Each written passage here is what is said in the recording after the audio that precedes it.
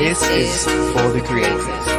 Yes, so today we're sitting down with Deli Bricks. Deli Bricks. What's going on? How's it going? Thanks for coming down. No problem. Thanks for chilling with us today. Thank you for having me. Yeah, man. Tell us a little about you. So you grew up in Hoxton in Hackney. Yeah. What was that How like? do you know that? You done your homework. I do a lot of research. I don't come to play. Yeah, I grew up in Hoxton. From I was born. Oh, same. That's where I've been from. Do you know what I mean? So I lived there for about 15 years. Yeah. And I kind of branched out a little bit, but that's where I'm from. Do you know what I mean? So things have changed a lot in Hackney. Oh yeah, then. definitely. Yeah. It's yuppie now. It's the place to be. Yeah, and You know it's what I like mean? it's literally on your doorstep as well because it's just right there in like Shoreditch. So like, Yeah. how do you feel about that though? Do you like it how it was or? Oh, definitely. I'm all for positivity and moving forward. So I think it's in a good place. But I would have loved that if we still owned our house there. Yeah, that's you know what I mean. Yeah, trust me. And I made some paper out of it. That's true. Move that too quick. Yeah, definitely. Yeah, I begged my mum to move out for years. It took me a long while to get her out of Hackney. Yeah. So you were featured in a film with Lethal Weed back in the day that never got released. Oh my God. But after the film, you fell into music. Can you tell us a little bit about that? Yeah, I used to do music then, but I wasn't very good at it. What made you think you weren't good? Honestly, in myself, I just weren't a good artist then. Right. We went studio a few times, and we laid down a track. It was called For the Love of Money. And I remember I did my little thing on it, and I do remember, I actually remember, this is how bad it is, I remember seeing a recording of my friends like taking the mic out of my bar. Oh, Yeah. wow. Because I remember it was something crazy. It was like stacks and max and dacks and backs. And I remember like watching a Just video. rhyming. I remember one of my friends sending me a video saying, "Oh, look, them man were taking the piss out of you." Because I thought I was good. Any artist now, there's no way you're going to put out music and think you're a bad artist. I feel like There's too many eyes. yeah, I feel like it's your surroundings that's got to be the one to say. Because I've seen some songs and I think, didn't no one say to you that? No. Like, don't do that. That's when you know you got Do you see real what I'm friends in saying? it. Yeah, Because I've like- always said that if your friends need to tell you when you're rubbish at something. That's a true friend. Definitely, and that's why now a lot of things that are going on, remember I've been doing music for 10 years and I haven't been consistent. I've made a lot of wrong decisions. But now I've got a team around me. Like, for example, yesterday there was 3 of us in the studio. And what I thought was the track that we should push forward, my manager and a very close friend of mine were like, no. This one's the one. And I looked at the engineer to say, like, back me up, and he goes, no, this one. So it's like, all right, you know what, this one's the one. But going back in the day, yeah, I weren't very great at doing music. And as I said, I watched this video. It's heartbreaking as well. Because you know when you think I thought I did my thing. I thought my first bar, I wrote it. And I thought, you know what? But if it's your very first one, innit? That's what life's about, though. No, but you know what? Like when you're first starting out, because you build things up in your head, innit? Definitely. It's like you get to the booth and you've practiced it already. It's like you've delivered it, and you think it's gonna be as amazing as it was. In your head. And then you see a friend in a video like mocking the bars, and you thought, oh, that was horrible. But you know what? Sometimes friends could be haters, though. Nah, it was a bad bar. It was bad. If I listened to I would never be able to find it now because I'm not one that holds on to music, which is bad because I get people on my social media saying, Deli, like, listen, let's get that. Let me get some of that old music. Like, I need that old. And I'll be like, I don't even know where to go. I can't even tell you where to find it. Yeah. Mostly my mate M. Yeah, shout out to him. He mostly will have everything in the archive because he holds on to everything. This guy's got pictures of everyone. He's mostly got pictures of you.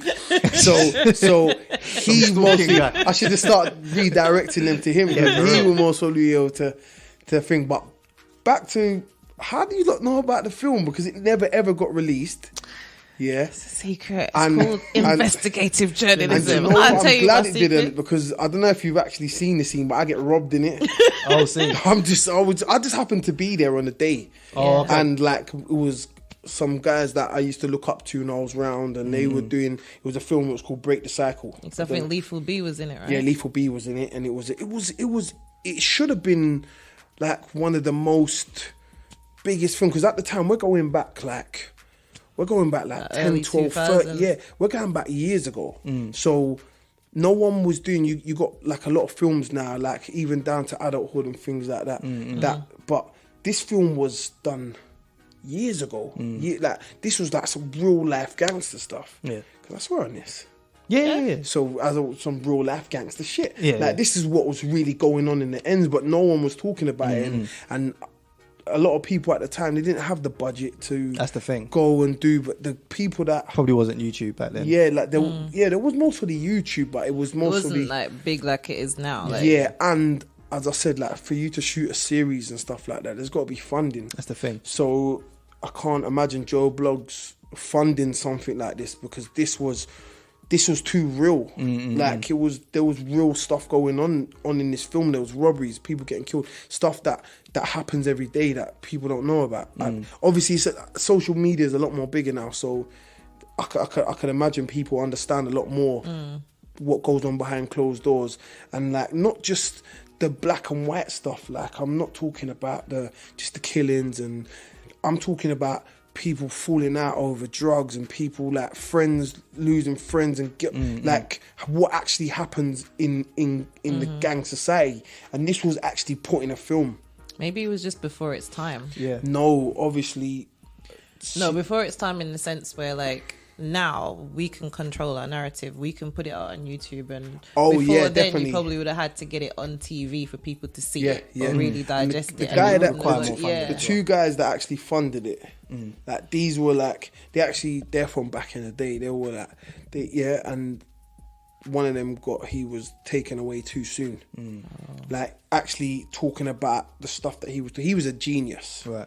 This guy, his name was Colin Brown.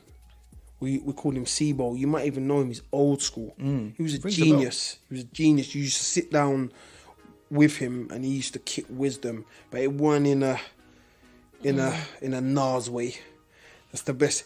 We fed into it, because this guy knew what he was talking about. He actually lived this life. He wasn't just like a guy that was just talking and like telling you what he had heard from other stories. He actually lived this life, and he'd come out on the other side. And he was a genius. Like, you used to sit down with him and he would talk, and you sit there and think, wow, like, do you know what I mean? And that was their film. And another guy, Buffett, it was Seabo and Buffett's film. And they actually wrote the story themselves. They'd wrote it for years, and they'd always spoke about putting this film out.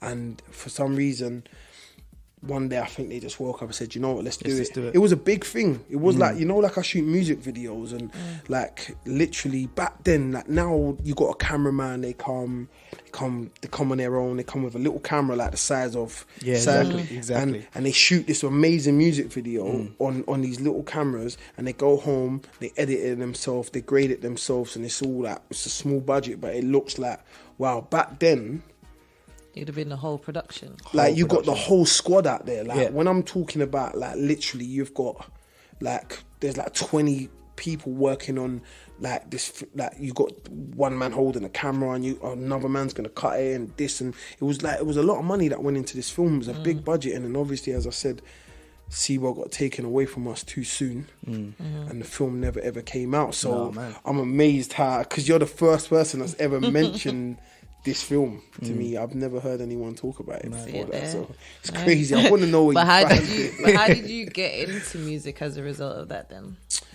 Because so basically, at the time of the film coming out, Seabo had there was a studio in Clapton. It was meant to be Lennox Lewis's studio. Okay. Yeah, and they kind of were using it because obviously, as I said, things weren't able to just be done on your laptop.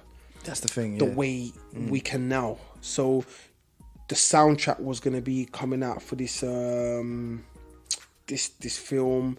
there was gonna be different artists, like is his name J Rock? What's that group? I feel so bad not remembering the name because from over here. Yeah, there was a group. There was some girls in it. There was some girls in it. There was a dark guy, and there was the mixed race guy. Big Brother. Big Brother. Yeah. That's them. They're in the film. I'm surprised I even remembered that. You know? Yeah, J Rock, and what's the other guy's name? Well, J Rock was the mixed race guy with the afro, and there was a girl. They was all in the film as well. Oh, okay. So they were kind of controlling studio. They were doing their studio thing. So we used to go there, and I'd be in there, and Lethal B would be there, and you got to remember back, as I said, is that more Fire Crew time? Yeah, we're going back once again where social media wasn't the way it was now. So I could go and I could search anyone right now, and I could see half of their life, and you feel like you could actually know someone. But back then, all we had was Channel U. Yeah, for real. We had Channel U. No, not Channel U. Sorry, The Box. It wasn't Channel U. It was more The Box. So you used to see like someone like Lethal on there. So at the time, like Lethal was like, he was massive. So when you're sitting in a studio with someone like Lethal, and you're sitting in there with like these Big Brother, and because the Big Brother they were were doing pretty their thing, then. Yeah, they were. They were like, they were quite commercial as well. Yeah, they were. So when you're sitting in the studio with people like this, and you're sitting, and back in the day, I always used to MC. Me and a friend of mine, like we used to, like Roscoe, we used to like get like a beat on our phone, and we'll be in the block and we'll just be rapping, and it was a joke. It was nothing ever serious, and it used to just be just for bants, like, do you know what I mean? And then, as I said, when you get to somewhere like studio, and you're in the studio, it's a nice studio, you got Lethal B sitting there, you got Big Brother sitting there, everyone's there, and you're like, bro, I like this. And in your mind, you freestyle all the time, so this is nothing. Do you know what I mean? I want part of this. Like I enjoy this. This is something I enjoy. Everyone's got something they enjoy. I never really had a hobby that I loved. I never really grew up playing football. I didn't have something that was mine, and I was in studio with these guys, and I was like, yeah, I like this. You know what I mean? So that's how this other song came about. With it was called For the Love of Money, and I don't know if you remember the sample, For the Love of Money. I don't know, you don't remember the song? No, I think it was a Bone Thugs and Harmony song. Oh, okay. Rings a bell. And like someone grabbed the sample of it and made a beat to it. Okay. So as I said, we all went, we wrote our bars, we came back and we done our thing. Obviously at the time I did my thing, and I was the guy. Is that did your thing, or did your thing like the other video? And then I see the video and I realised I didn't do, but still I still continued from there, and ever since then, I've always done music, but very inconsistently. But that's on my behalf, because we got to live sometimes, innit? And I never had a manager. I've never had funding. I've never made a penny off music. So sometimes you're going through stuff in life, and it's just not the right time. So it gets pushed to the back. And nothing before it's time, though, innit? Sometimes you have to do a little bit of growing up in between, so you can have a story to tell. I personally feel I was ahead of my time. Like when I was doing music, like, I'm not trying to take anything away from anyone, because there's some sick artists now and they're raising the bar. But when we talk about doing trap videos with Phantoms and Rolls Royces, I was doing that like 8-9 years ago. And no one, I don't feel like there wasn't the platform, as I said, there wasn't like the Instagram the way it is now. So I didn't even know how to promote myself. It was just literally YouTube and Grime Daily that I just used to use. And do you see what I'm saying? Yeah, so, well, it's not as visible as it is now. Oh, now it's because you can create more hype in it. Yeah, you could have one good song now, and like next, like look at Michael Dapper. Like he's a perfect example of like, he even said it himself. I swear he used to work in a Vodafone store, and then he was doing a comedian thing, which I used to watch it, and it was quite funny. I did used to watch it, but he was just a YouTube comedian. It was nothing more than that. He had done that one song. Look at him now. He's never going to look back. Exactly. No way. See what I'm saying? It's an insane hit that came out of that. Definitely. So what type of music are you into outside of the music that you create? I'm all about UK music. Don't get me wrong, I do listen to American artists, but for a perfect example, Drake's album was dropping, Scorpion was dropping, but as far as I was concerned, Heady One's album was dropping. Right. So I didn't even listen to. I'll be honest, I didn't listen to Drake's album for about 3-4 weeks after it come out because I was listening to Heady One. I needed to soak that in, and I still listen to it when I'm in the gym.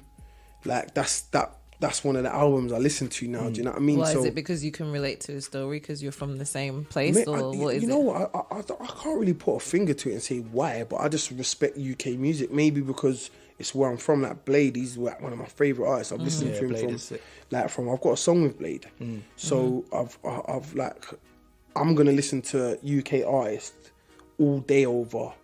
But it's I like UK rap. That's where my heart's at. Not because I rap. It's just what I want to listen to. That's like, it's interesting because I remember you said in a past interview that you don't want to be called a rapper, you prefer to be called an artist. Why is that? Yeah, because me personally, I don't know if you've seen some of my videos. I want to make songs. Like, because you put like a melody and all that. Yeah, I put a little melody in my. I like to play about with the singing hooks. now? No, I wouldn't say that. Vibes it. Yeah, I'm vibing. Flowing over that. Yeah, track, I'm flowing. So I feel like there's like Blade. I would say Blade is a rapper. Do you know what I mean? He's a rapper. He's a real and I that's what I do love that as well. I love I do feel like music. Some of the direction that not just UK music's going. Music in a general is going in a direction that I don't like. Like, for example, I know this is old, but someone like Soulja Boy, I can't respect his music. It's not something I'd listen to. Do you know what I mean? And there's someone like Fabulous, who I'd say Soulja Boy, like a lot more people, like my kids would know who Soulja Boy is, but if I ask them who Fabulous is, they can have a clue. But Fabulous is a real rapper. He's a rapper. He's like what I want to listen to.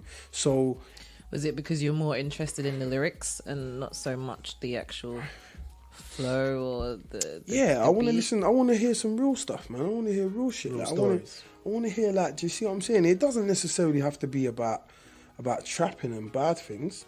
I want to hear some storytelling. I want to hear I want to hear bars. I want to hear. You see what I'm saying? And I just feel like there's so many artists now. Like I think America more so, but these artists they're massive. Like they're getting millions of views, and they're making like this. These are with the rainbow hair. 6ix9ine. 6ix9ine. Yeah. Like, for example, can anyone actually say a lyric they like him as an artist, or do you like? Because I follow him because all the troll stuff is funny, isn't it? He's got like a 50 Cent kind of character about him. Yeah, but 50 was a good rapper though. That's the difference. But it's like the definition of good is changing. No, but you can never ever take away what 50 done for the game. No, of course not. But it's more of like their audience, like their younger audience, look up to them like they're the biggest thing ever. Yeah, I know. Because you know what it is? Generational thing. Yeah, I think it is that, because I feel like, look, get it twisted, we are getting old, so we're always going to compare it to it's older. We're going to because the thing is, it's like you're going to compare it, because you remember like our parents, if they listen to anything that we listen to, they'll be like, no, that ain't good enough. So I feel like we're in that realm where you're going to compare it to Fabulous, because that was of our time. No, but there's still rappers now, like Jonas Lucas. Oh, sick. He's an up and coming artist. Like he just had a feature on Shady's album, so I can imagine he's gonna excel now. But he's a real rapper. He's in our time now, and he's so I don't think it's just as time goes on. I just think there's rappers, there's good musicians, and then there's social media musicians. But some of them is probably social media musicians. I think social media musicians are probably the equivalent of pop. So there was always going to be true. So you know, like back in the day, it's the same with like Big Brother. Like they made decent songs, but you wouldn't call them proper rappers. Artists. But that's different though, because they were a group, they was a band. So it's like they had different things going on. Like, but when you are a solo artist and you make music and you're a rapper and you make the kind of music, like, as I keep referring back to Soulja Boy, because that's just such a perfect example. Like, the amount of money he made off that song, it was more to do with a dance. It's not something I'm gonna get into my car and listen to. Like, I'm never gonna, unless I hear it in a club, and I gotta be drunk and I might even dance to it, but it's never gonna be something I listen to. Now, Jonas Lucas, as I said, he is a relevant rapper right now. He's in with the times, you see what I'm saying? That, and he is a sick rapper. I'm not saying that I just like rappers, I like musicians as well. I like people who make songs. Like, do you see what I'm saying? There's a lot of songwriters and people who sing and they make melodies, and I also enjoy their music as well, but I just think there's a line for me. Like, there needs to be a level of realness. Well, I think it all comes down to target audience, and if everyone's gonna have their audience, it's like, you can, like, I look at 6ix9ine and I think exactly the same thing, because I remember when he came on the stage at Wireless, and then people were just going nuts, and every single stage performance he's ever had, most of the time it just sounds like screaming but dude, what's confusing though? How many people do you know that like him? That's the thing. But it's probably kids. I think it's a different target audience. It's probably just kids, that younger generation, like 9-year-olds, 10-year-olds. But as I said, I do follow him because he's exciting to watch. That's people buy into it. He's actually funny. Like, he's actually funny. Have you seen the thing he does with Trey Songz? No, I ain't seen that. Have you seen it? No, I've seen one clip actually. When he's singing on the balcony with Trey Songz, he's proper trying to sing with Trey Songz. Like, it's funny. Was he singing Usher? I think he was singing an Usher song. He might have been. Oh, he was singing a Trey Songz. It might have been a Trey Songz, yeah. I've seen him singing other songs, but I haven't seen the Trey Songz one. But it's good. I think the whole vibe you get from him is that he doesn't take himself too seriously. So then he's entertaining to watch. Oh, definitely. But that's what people buy into, and that's how you end up. You remember when I was saying to you before, it's not about the hard sell. Like, people buy into your personality. So if someone really likes you, they'll support your music. Irrespective of how good or how crap it is, they like you in it. They're bought into you. It's the same reason why Cardi B is quote unquote appearing to be more successful than someone like Nicki Minaj right now, because she's more personable. You feel like you can talk to Cardi, but Cardi puts out good music. She puts out good music. Yeah, but then people buy into your personality. Yeah, definitely, because she's funny. Like, I see something. Exactly. I see something that she's real as well. Like, I see one time she was on her Instagram and she was saying, she was like, oh, you know, like, since I've blown up and like, I've realised that it doesn't matter how rich you are. I'm around so much rich people still steal your chargers. And I thought that was quite funny because it's true. That's something that it doesn't matter how much money you got. You steal a charger, lighters as well. That's another thing. Without even realising. So I do understand what you mean. Like, people buy into, but I still think if you're gonna be a musician, there's got to be a level of good music. There just has to be. I think it also, because I guess the problem with an artist who's only popular for personalities, they may not have longevity. So they may not be around for a long time. They're in now because they're the thing of the moment until they get replaced by, like, for example, that next Blade. person. Look how long Blade hasn't been about for. And he's put out 12 summers and everyone's talking about him again because he's a good musician. Yeah, he is. He's a good rapper. Do you see what I'm saying? Like, so, yeah. I hope he does blow, like, because now I think he deserves it. Yeah, man. And now, like, the British scene or the UK scene is a lot more ripe. Yeah. Do you know what I mean? You can become bigger than you were like 5 years ago. He paved the way for a lot of rappers. You see what I'm saying? Yeah, I remember listening to Blade thinking, I need to step up my game, man, because this guy's hard. You see what I'm saying? So that's what, when I did actually get a feature with Blade, I was like, that was mostly my favourite video. Him and Femfel, that was mostly the best video on the tune that I've liked. I did shoot one with Snap Capone and Corleone, which is up there as well, which I do love, Flybirds. But that was mostly, and that's why I feel like if I would have continued my journey from there and stuck at music, then maybe I'll be in a different position than I am now. But as I said, you said nothing's before its time. God's got his plan. Do you see what I'm saying? Yeah, so like when you're in the studio and all that, how do you get into the zone? Like, do you know what? I can't write in studio. Really? Like, going back to you know Blade. Like, when I did the song with him, he doesn't write lyrics. That's like he just memorizes his lyrics and just goes hard and just goes like. I literally never sent him a song. I never sent him the beat. I already had my bars and the hook done before we got there. Not like recorded, but I had already wrote them for days and days, and we'd gone, and when we got there, I'd laid mine, and I could see him like sitting there thinking boom, boom, boom, boom, and then he just got in there and did his thing.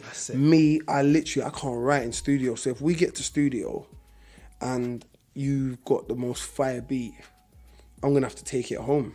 Why is it? Because it's a personal thing for you? What is it? No, I don't know, man. I just like to refine it. It's hard to. Sometimes it's hard to get into the zone when you're in that environment. Like, I've worked with artists where they can't write in the studio; they have to go on a drive or something like that because it puts you in a different frame of mind. Is it something like that for you? I find, me personally, the best tracks I write is when I'm smoking. But I go through phases because I suffer from asthma. So I'll be smoking and then my asthma will get bad and I think, I need to give it a break, so I'll stop smoking. And then I'll find, like, it's been a week, it's been 2 weeks, I ain't even looked for a beat. And then I might, because I go to Jamaica quite often, so I might go to Jamaica and as soon as I hit that first joint, I want to find beats. And I'm literally like, I write so much lyrics, sometimes it gets to the point where I might not even be happy about the song what I've done, but I've wrote so many lyrics that I might be writing another song and I've gone back into my notes and I've found like a whole track that I've done that literally I never used, and there's like a few hot lines in there and I'll just grab it out of there. So that's where I feel I write the most when I think that's a good way of doing it, because I think when people think of like making songs, that it's literally like beat, go in the studio, think of what to put on it, then putting it. It's not like that all the time. Sometimes you get a piece from here, a piece from there. Sometimes you think of things on the spot, but it's always good to, like you did, like to kind of almost like inhale life. And then when you get to the point, just get it all out on paper and then you get all your ideas. That's how I find with me. These are always on to me like every day, you need to get in the studio more. And I'm like, I'm trying. So we've come to a thing where we're going to go studio like once a week at least. And I'm going to try and get one track done. But I've got an archive of some good tracks, so I'm good till next year. So we just need to just carry on. So when next year I've got more, but I do find it difficult to write in the studio. I can't just go studio and write. So as I said, sometimes I've been to the studio before and I booked it for 5 hours and we've got in there, and sometimes you write something at home and it's sounding hard, and you get into the studio and you try and let it down and it doesn't sound what it sounds like at home, and then you start thinking, and then you start losing faith in the track and you're like, what, I don't even want to do this track, so I'm going to scrap this track. And now you've got 3 hours left, got to do something. And I've got nothing, so I end up just paying for the studio session and just going home because I literally can't write in the studio. No way. I find it very difficult. So you released Rebirth in around 2013. Bricks and Water, Ground Up in 2014, and then the mixtape called Finessing in 2015. Like, how much do you think you've grown as an artist since then? I don't know. Personally, I felt like I was making good tracks then, and that's what I'm saying. It's like music's changing, so you see a lot of the songs now, like it's like Afro beats on a lot at the moment, but like rappers rapping on it. See what I'm saying? I feel like at the time it was like more. The music scene, I don't think it was nothing like it is now. So I feel like I've adapted. Do you see what I'm saying? I feel like I've adapted to try and make some of the tracks that are in now. But I feel like personally I did lose my way a little bit because I was focusing on so much what was going on in the music scene. But then that happens to the best of them, man. Like even with Skepta, for example, like he obviously started off as a grime artist, grime through and through. And then as the scene changed, it's happened with Wiley as well, they started to go a bit more like mainstream pop sounding, like EDM dance sounding songs. And even Skepta had an album or a mixtape which was like those kind of songs. And then he realised, he's like, I've lost my way a bit. Yeah. Came back with, I think it was Blacklisted, which was just his thing. And it was kind of different for him to do that at a point because everyone else was on this kind of pop thing. But then he just brought it back, and then he brought it back to him, and now look. But sometimes you do have to go that way to realise, innit? Definitely, like for example, like as I said, I like to play about melodies on the track. So the last track.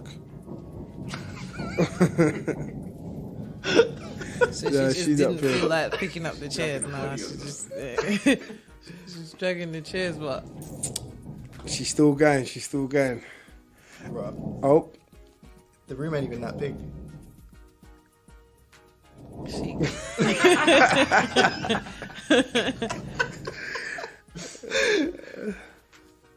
Alright, that's it. Oh, she's going back now. She's going back the other way now. She picked up two. This is the same two that she just put down there. Look, she's had a breather. Look, oh, she's. Are they color coded or something? Yeah. So, for example, like I did a tune. No, that's alright. My last track I did was Wavy. Yeah, I shot it in the south of France. It was exciting to shoot and stuff. Do you know what I mean? Nice. But whereabouts? Cannes. Cannes. Yeah, and the film festivals. I've been Cannes. I went nice. Cannes the year before, and I loved it. So I was planning to go there with a friend of mine. So I just decided, let me just grab the cameraman and go out there. So it was a spur of the moment thing. Nice. But, what? Loving it. What are you loving it? Nothing.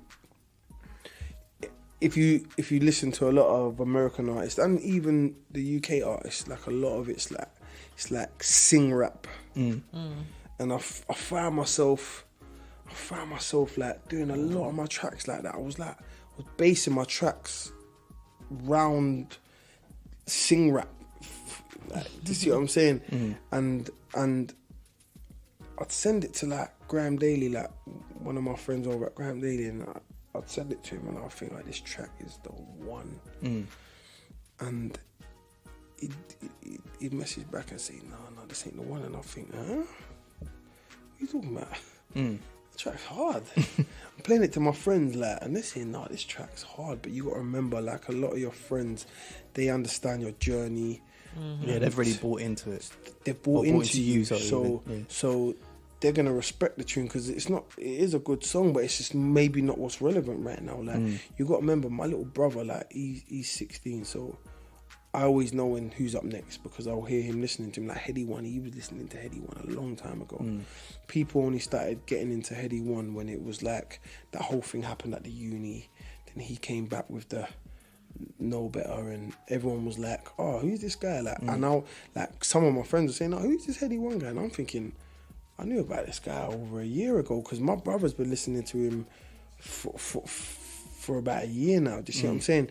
And he's not going to sit there and listen to some of the tracks I was making. Do you see what I'm saying? Right, because yeah. it's not where the UK scene's at. That's like, it's like, so as I said, I kind of lost my way a little bit. I was doing a lot of melody tracks, so doing what you thought people wanted to hear. I do what I like, because I do like to switch up a hook every now and then. But yeah, kind of. So as I said, I kind of like thought, you know what? I sat down, we had a little meeting, and like as like people were saying to me, like, Deli, man, you need to hit them with like a Fly Birds. Like, that was the one I did with Corleone, and I was thinking like, this track's much harder than Fly Birds. But to me it was. But it's not me that's going to buy the music, you see what I'm saying? So we went back to the drawing board, and we've kind of, that's what everything's been about recently, like going back to the drawing board and getting things right again, getting back to where I used to be as an artist. You see what I'm saying? Because I'm from the streets, innit? So like listen, so basically I put out a video, Just Wanna Know, and it did alright views for me because my views hasn't been the greatest, but I thought the views were good on this one, and then I put out this Wavy song right after it, and it was like the views weren't as good, and I was thinking, like this video's like, I shot this in south of France, and I thought this was a good video, and I messaged my guy and I was like, why ain't this getting the views? I didn't understand it, and he basically said to me, listen, Deli, you're from the streets. That's what people want to hear. No one wants to hear you singing on a beach in south of France. And I laughed and I thought, you know, it's true. Like maybe like, so I went back to the drawing board, as I said, and I started making tracks, and then I made Hustlers, like the tune that we've got coming out now. And I sent it to him. Like, but I didn't like this track as much as everyone else does, because I was, as I said, I fell into that whole auto tune. Like everything was auto tune, melodies, hooks, that kind of thing. And I sent it to him, and like for the first time in like 2 years, 3 years, he'd sent back and he was like, "You're back." Right. Like, this is what I've been trying to explain to you. But he never said to me, stop doing the melody thing. He just said, you need the old Deli back. But as I said, I lost my way, so I didn't know what the old Deli was. Do you see what I'm saying? So when I messaged it to him, he was like, "You're back." Yes, and this is what we need back. And since then, I've been in the studio. I'm sending him tracks, and like now I'm back in love with the music I used to make. To see what I'm saying? So completely. Everyone's a lot more confident about us going forward now. Do you know what I mean? Because you bring something unique to the table. Yeah. The most unique thing you can be is yourself. Definitely. Because there's so much of everyone else out there, and if everyone's trying to fit into this one box, then we've heard it all before. Yeah, definitely. It's like when you put on, like, say, a Capital Extra or anything, and you hear the Afrobeats artists, for example, they all sound the same. Yeah, some of them do. Yeah, and that's what another thing I felt myself doing, trying to aim for that. And like, you gotta get the, like, as I said, I'm from the streets, innit? So before you're gonna get any love over there, you gotta get the love of the streets. Like, the streets have gotta love you before anything. And as I said, I'd kind of lost that vision. I'm trying to make songs that I can hear playing on the radio, but you're not at a stage yet, Deli. So you need to kind of like look at Fredo, for example. He did what he was good at. Exactly. He just kept it street, spoke about what he wanted to talk about, and his buzz was so big. And now he did the tune with Young T and Bugsy, and now he's getting radio play, and that's how it's supposed to be done. His hood loved him, then the streets loved him, then he started getting radio play. And that's where, as I said, I was very inconsistent in all the music I've done. I released like a music video like. But it's also consistency of your style, because people need to know where they can place you. But if you're trying to be like the jack of everything, you're over here, 1 minute you're singing, next minute Drake gets away with it. But then even still, he puts out an A side and a B side, because people fall that's always into been his thing, though, isn't it? Yeah. So people know what to expect when they listen to a Drake Drake press track. his name. So yeah, when you come with that consistent style, that's what. Just like when you want that vibe from Blade, for example, like you know what to expect. You know what to expect. Exactly. You click that name and you know what you're gonna get. You know what I'm saying? So if he brings out like gigs as well, That's what you have to get back to. So like, if I'm gonna because the thing is that there's people, you know, when you're talking about Soulja Boy and all of that, like even with like Spotify playlists and stuff like that, there's lean in tracks. There's the tracks that you're gonna lean in and actually listen to, and there's the tracks that you're gonna lean back to because you just want to chill. So the tracks that you listen to on a Sunday morning are gonna be completely different to the ones you listen to on a Friday night. But at least you know what you're getting. But if it's just different, like you're coming one day you're singing, the next day you want to be hardcore, like who are you? Like, what category do I put you in? I wouldn't say singing. I wouldn't say singing, but dancing, but auto-tune was my best friend at one stage. You see what I'm saying? But at the same time, you got to experiment. You can't really stereotype people in that based on. No, 100%. That's what I'm saying. That's what crazy. That's why it's been good that we've had a lot of meetings recently, and like everything's been discussed. Like this video that I've got coming out now, like that was my manager and one of my mates. Like we sat there literally, and we planned out the video. I just used to just think, let me get a nice car, turn up and shoot, get a Rolls Royce, get a Porsche. We just pull up in that and we'll throw a bit of money about and put our watch in it and it's been a bit more decisive. Yeah, now. definitely. This video has been. There was a lot of thought that went into it. You see what I'm saying? And my friend, he directed it because a lot of the cameramen they don't understand our vision. See what I'm saying? And I thought, who better to direct it than someone who's been through what I've been through. We've been through it together. Right, exactly. You see what I'm saying? So he understands my vision more than anyone. He understands where I'm trying to go, because I shoot a video and get the video back and look at it and think, I hate this. Like, I'm not gonna take away nothing from anyone. Do you know what I mean? But like, for example, like I used to watch Nines' videos, and I was in love with them. I thought, like, you know what? So I searched on YouTube, and I found out who shot his videos, and I found out the name. Well, I'm not gonna start putting it out there. Do you know what I mean? But I thought, all right, cool. So I got in contact with them, and I shot the LD and Suspect video. I don't know if you've seen that, Judgment Day. Yeah, I released that at the beginning of, it must have been the beginning of the year. Was it this year or was it last year? It was me reintroducing back to music, because I hadn't done music for a very long time. And I just let them take control of it. I just said, like, listen, here you go. The director, you mean? Yeah, it was a big budget, like, compared to what I'm used to. Do you see what I'm saying? So don't get me wrong, they turned up with the whole film crew. It was a big thing. Do you see what I'm saying? You're talking about like the creative direction of it. Yeah, like I said, like, you lot write, like, right. You write a script. I'll let you lot do your thing, and boom, boom, boom. And they came back, and it sounded alright. It was something different. It was meant to be a free runner. So basically, the video was based around someone in like a bando, and they're walking out. This girl, she's walking out, she's got a bag of money, and like this guy does like a backflip off this thing, and he grabs this money and he legs it. But this guy's my guy. I'm this boss. I'm on a roof somewhere, and you've got this guy getting chased by motorbikes and cars and this, and like this guy's scaling buildings, and it sounded good. Like, I thought, like, you know what, like, and I got the video back, and I looked at it, and I just thought, I can't put this out. Oh wow! Did it not translate well from the vision? This is clumsy. Oh right. I thought, nah, like, this is gonna look clumsy. So what we then did is we went back and shot another day. So this is another budget now that we've got to go back and shoot this video. And same thing, this was their idea, and they come up with this idea that we're gonna be in a boxing ring, and basically it's gonna be like, it's like an underground cover, like underground gambling kind of fight, and me and my mates are gonna be there, and there's gonna be these fighters, and like we're gonna be betting money on it. And so I'm so desperate to get this video out, because the song's been shot like a year, and like, I recorded the song like a year and a half ago. Right. LD's laid his bars down 10, 11 months. Suspects about 10 months as well. And I haven't even got the video back, and we still got to shoot more. So I'm so desperate to just get this video out there that I just say, all right, cool, you know what, let's just run with it.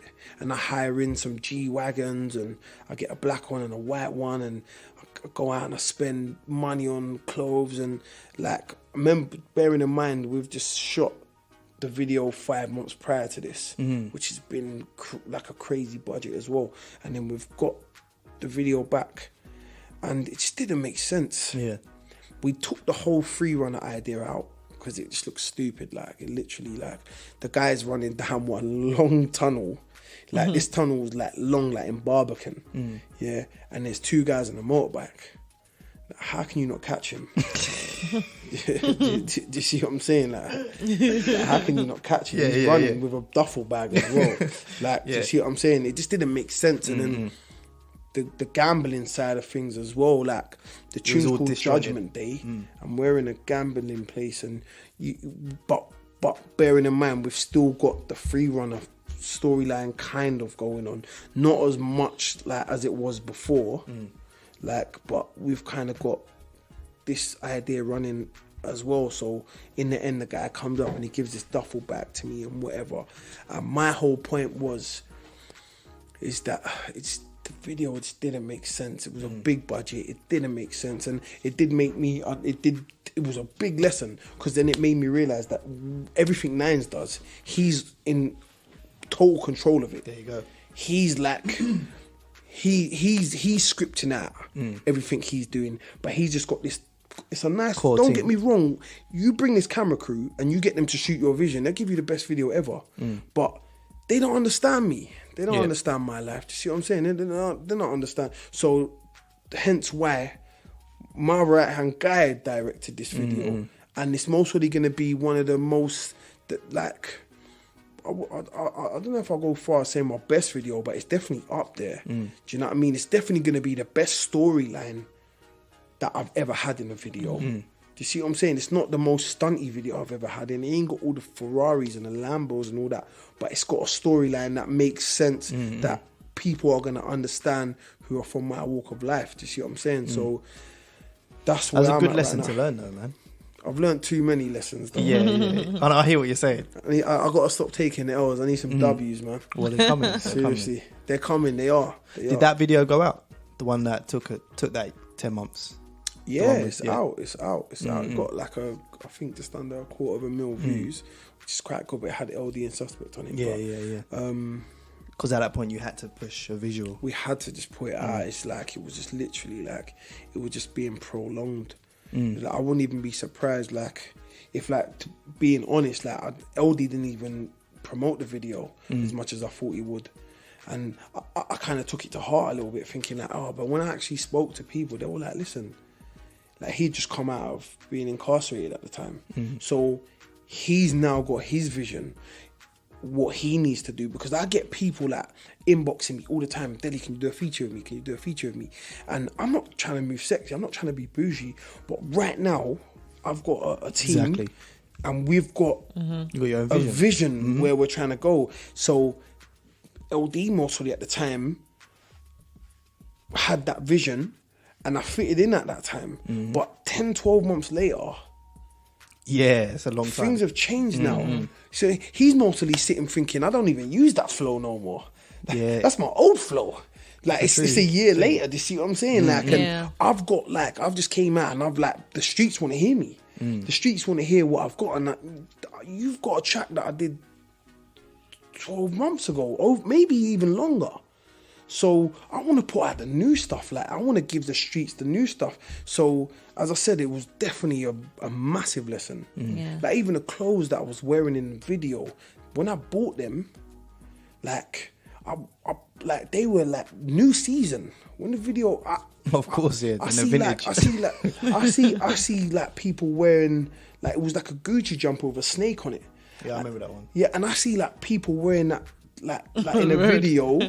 In a video like 3-4 months after, and then I put it out like 12 months later, and it's like people were thinking that, but no one knows, because it doesn't have a date when the video was shot. It just has a video when it was distributed, like when it came out.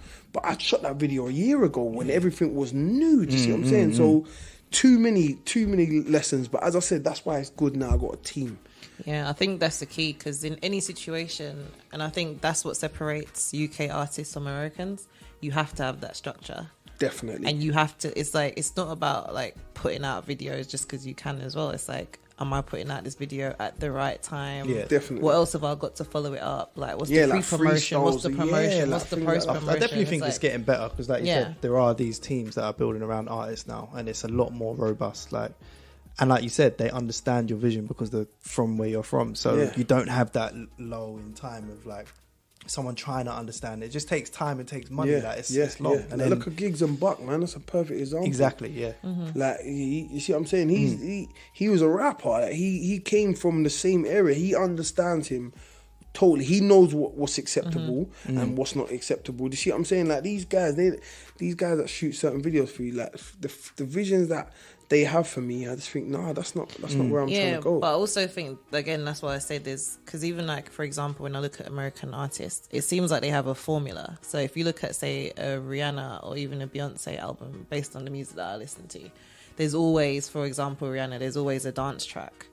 There was always one with like a bashment vibe. So it's always, and then she'll change her whole look to fit the album.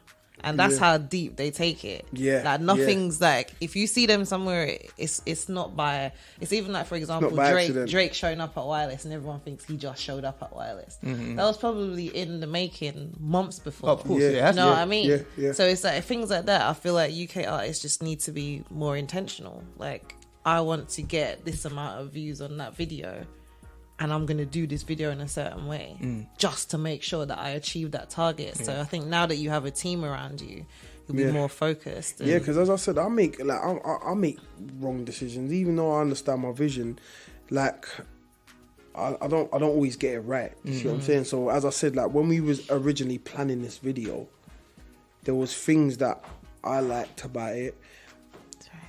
But for example, my manager at the end, he goes, "Why don't we do this and make it a continuation?" And he was like, "Wow, like that like I feel like that was what the video was missing." But I weren't thinking of that. Do you see what I'm saying? So like I do think definitely it's better when you've got a lot of people that understand you and different opinions. Yeah, people to bounce off of. It's even the same with me and Ryan. It's just understanding, like, for example, with the podcast, we know that our goal's the same. The goal's to make it succeed. So you have to be open to people giving you their feedback, because when you're just thinking about something one way, there's always another way, or a better way, or a more efficient way, or a cheaper way. Yeah, exactly. Yeah, which kind of brings us nicely into the topic of the week. So you touched on loving real music, where no matter what artist it's from, but it has to be real. And you said that there's like a line for you. So how important is it for rappers to always write their own lyrics? It's very important. It's so important. Like because at the end of the day, if someone else writes that, it's not you. You see what I'm saying? If I talk about where I came from and the things I've been through, and because I don't really sit there and I don't make stuff up. You see what I'm saying? You won't ever hear me talking about bring out the strap and kill 10 people, because that's not true. You see what I'm saying? It's not. So it's important for me to write my own bars, because as I said, it's me. I'm talking about. But does rap always have to be autobiographical? No, in general, no, because it could be that you're telling a story. Because I kind of look at it from the angle of sometimes it gives songwriters opportunities as well. So Drake. So can I cut you quickly? Sorry. I don't think there's a problem with like, for example, I'll be all for someone coming in and saying, "Listen, here's a beat, here's a sick hook. I want you to do this." Yeah, I'd be all for that. It could be a banger. Do you see what I'm saying? But when it comes to writing them verses, verses, like the actual verses, I think it's important that I do that myself. Do you see what I'm saying? Or it's not gonna be me. It's not my track. Do you see what I'm saying? So I think with rap, I think the dividing thing is whether you're singing or whether you're rapping. Yeah, I think that as well. I think it's quite. And this is where Drake. But why is there a difference though? Because historically with singing you would always have a more fictional songwriter. So it's a song made, like if you go back to like Motown days, let's talk like Diana Ross or whatever, great singer, or even Aretha. Some of her songs were written by other artists, same as like Temptations, for example. Even all the way up till now, like Michael Jackson as well. Like you have other songwriters, and then you have the performer. But when it came to hip hop is storytelling. So it came with that, I'm telling my story. So it's like having someone else write the bars kind of messes the expectancy that person's telling the truth. But it's different if it's a singer. Or like you could have someone that could help. Like I'm not saying I've never personally done this, but if you might not be the best at getting your words out right, so you might be there talking your story, and maybe you got someone there that understands and they just tweak it a bit. Maybe that's acceptable. I'm capable of writing my own bars. Everything I've done, I've never had help writing bars, but I do think it's important that you write your own music. But is it always just about telling your story? Because for example, when I look at artists like say Jay-Z or the 50 Cents and all of that, who are quite established and they're multimillionaires, if not billionaires. And then sometimes when I hear them talking about street shit, I'm like, but that's not your life. No, but it is. But it was. It might not be now, but they lived that. You see what I'm saying? Now, I'm not out on hanging on street blocks no more. I'm way too old for that. But that's where I came from. I did that for years. I've seen so many stuff in my life. Like I might not necessarily see, because I made it out. Yeah. You see what I'm saying? I'm in the sticks. I come down to the end every day and I might mingle and you might see me float about, but I made it out. But that doesn't mean that changes who I am. You see what I'm saying? Because I'm from the streets. History. That's where I'm from. So you might hear me talk about... Why can't you talk about where you are? I do. Okay. That's the realness of it. I don't talk about exactly where I am, because that's not location. I'm just talking about where you are in life. Oh yeah, I do. But then 444 is the perfect example of this. So obviously Jay-Z's story's always been about being a drug lord, essentially. He was a real trapper. Like, that's right, yeah. Before he rapped. There you go. And then it was about, I've got this much money, because that was his life then. But now he's kind of gone past all of that. Now he's schooling about like how you should handle your money, like property and like and social. And if he does topics. talk about things, he will say like, I used to be, like he will say like, we have packs, and like, he will talk about stuff that he used to do. You see what I'm saying? But he's still allowed to do that. Yeah. That's what he did. Because it's real. So what are you saying that songwriting should be for singers and not for rappers? Yeah, I would say yes. I would say yes, but then at the same time, then like rap is changing. So now you have like rap and singing is merging into one. So it's like, what is what?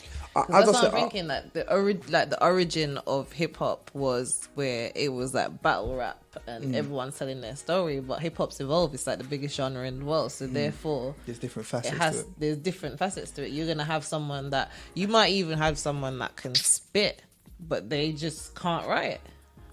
The same way that you have someone that can sing, but they can't write. I don't know. I think as a like rap, is it hand in like hand? I can't rap in it, but I can sing and write.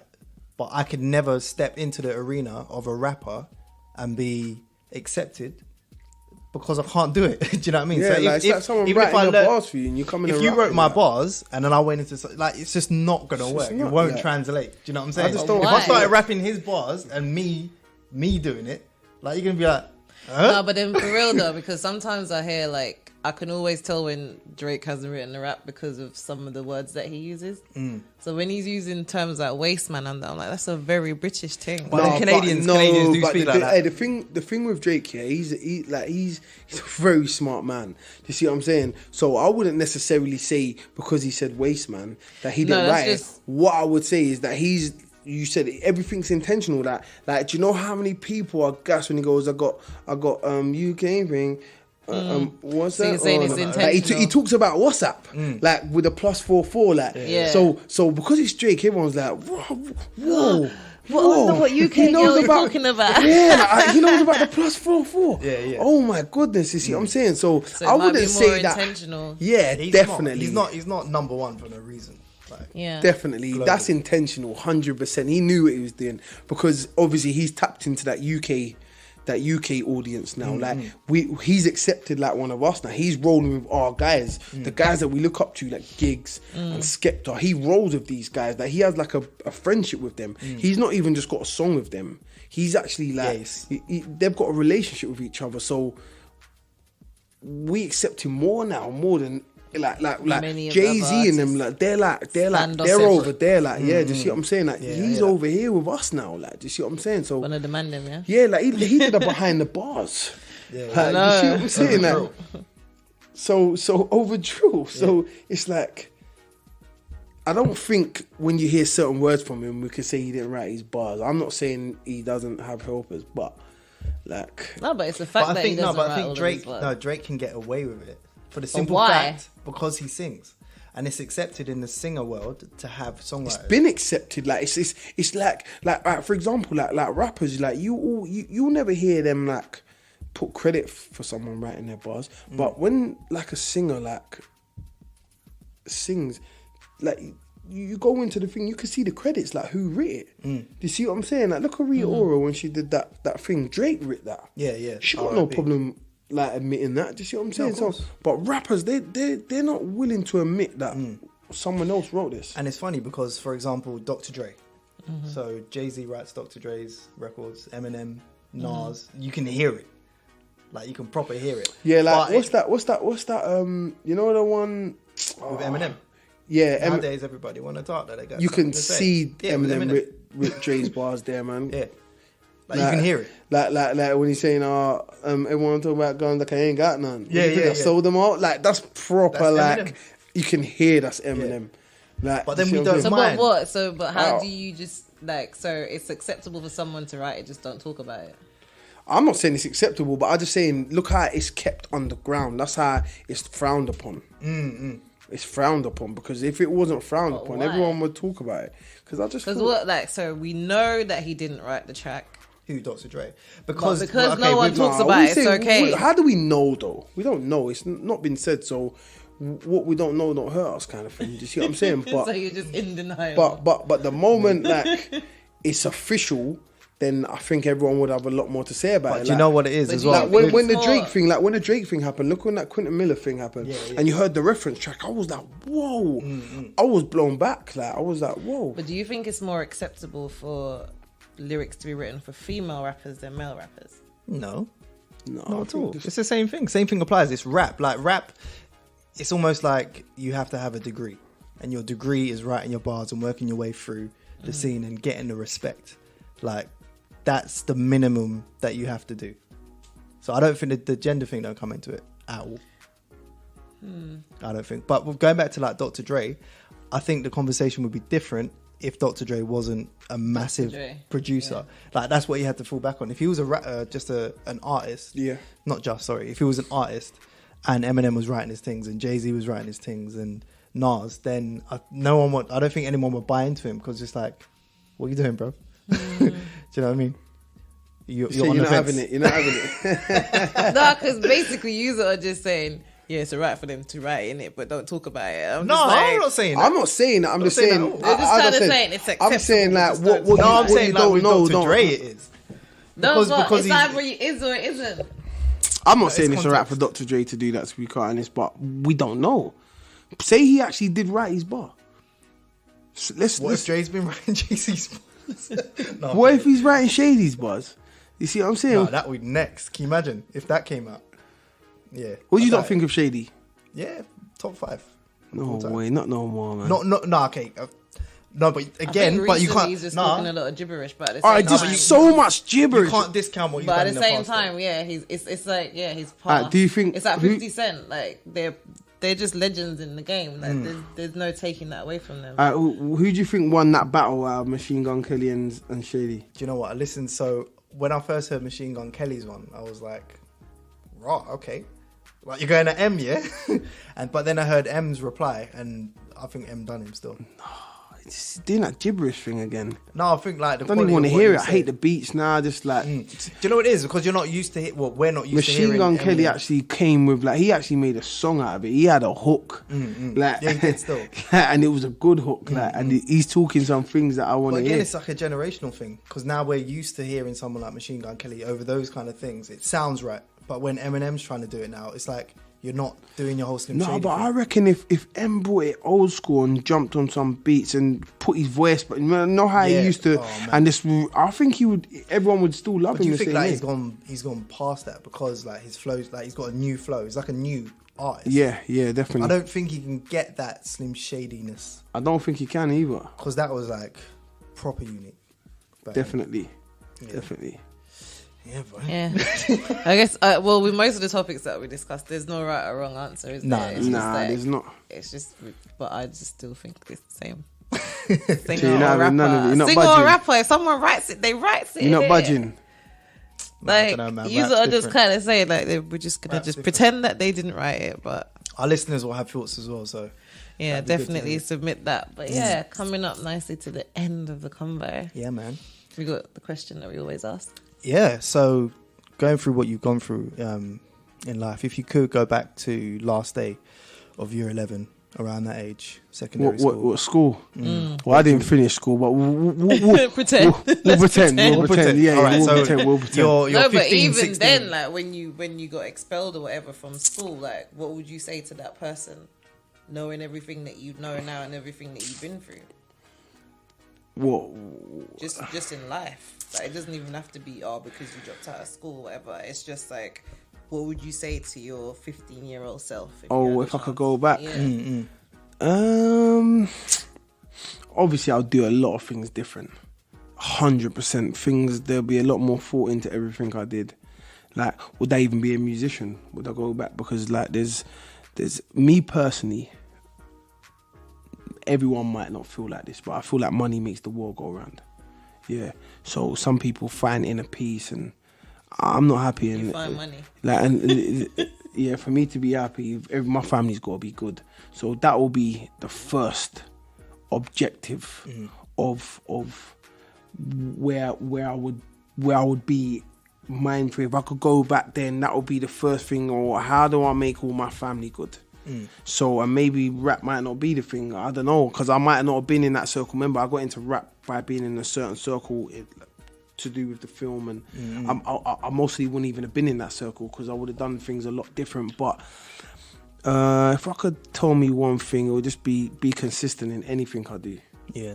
So whether I wanted to be a footballer, whether I wanted to be sell properties, you just got to be consistent, man. You've got to be consistent and not ruin your credit as well. Yeah. It takes a long time to trust me, as I said, I'm just about to buy my first property. Like, congrats, man. And it's took me so many years to sort my credit out, because when I was young and reckless, I didn't care. My aunt used to tell me, don't make sure you pay that. And I used to rent a flat and just wouldn't pay the bills there.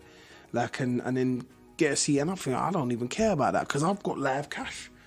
I don't need. What do I need credit for? I don't want a phone on and have to pay a bill. I don't want a car on finance. So I don't give a damn about that. Do you know what I mean? But when you start getting older and you start thinking, all right, listen, I want to start buying properties now, and then you go to a bank and they're like, well, 5 years ago you didn't sort that thing out, and it's like, so yeah, so definitely go back, consistency. In anything, and whoever's listening, like, you don't have to be road. I know millionaires that ain't ever seen a day in my life in their life. Do you see what I'm saying? Like, they're just literally they've had good guidance. Not all You're of us products have of your environment. Yeah, not all of us have got good guidance, but there's people out here. Look, Postie's a perfect example. You see what I'm saying? He had a vision, he stuck with it. And now he's an entrepreneur, do you see what I'm saying? Doing Rashid as well. Like, they're doing their thing because they were consistent in what they did. Like, Graham Daly's been about for how many, 10 years? Yeah, exactly. Do you see what I'm saying? So you can become like, he mostly didn't think gonna be like a big guy he is now, like on an urban website, because websites, the internet wasn't even as big as it was back then. He didn't know what direction it was gonna go. Do you see what I'm saying? I know a guy that he was making 50 quid a month. I'm talking 50 grand a month just off selling cars. Do you see what I'm saying? Like, he started off just selling Ford Escorts and doing this, and then before you know it, he started getting, and he found his leech in the market, and he started buying like antiques, and now he's retired now. Consistency, because it opens doors. But if you see how he lives, it's different. It's just the consistency and having a vision. You got to have a vision, and you got to be consistent in whatever you do. And this is what I'm saying. Like music, if I'd have been consistent 10 years ago, I know for a fact everything would be different now. Do you see what I'm saying? But you live and you learn. It's kind of one of those questions that's difficult, because it's like, if you change who you were then, you wouldn't be who you are now. And there's certain elements of you that you're going to love now. Oh, definitely. That you could have owned. You're a product of all the experiences that you've been through to get here. So of course, and you can't change the past. Yeah. But I mean, we posed the question just because we do have listeners of that age, and it serves as a bit of a shortcut for them. Learn from your mistakes. If they do listen, because they always. I feel like with the youngsters, they always feel like everything has got to come through badness. No, it don't. Like, it's no way.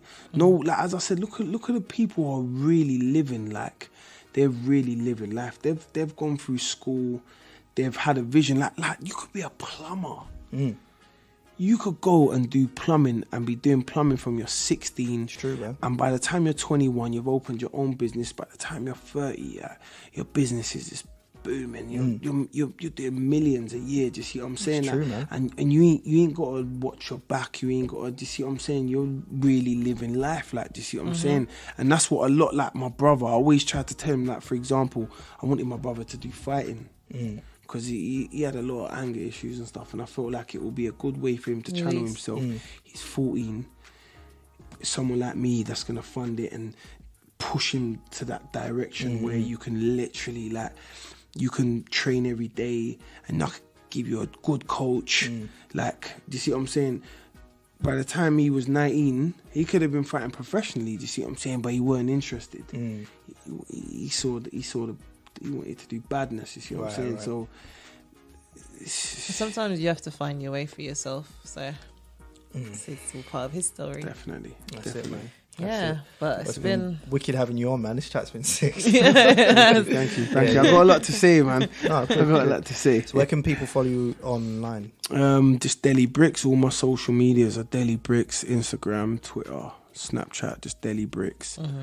Videos on YouTube, Deli Bricks. What you got coming out?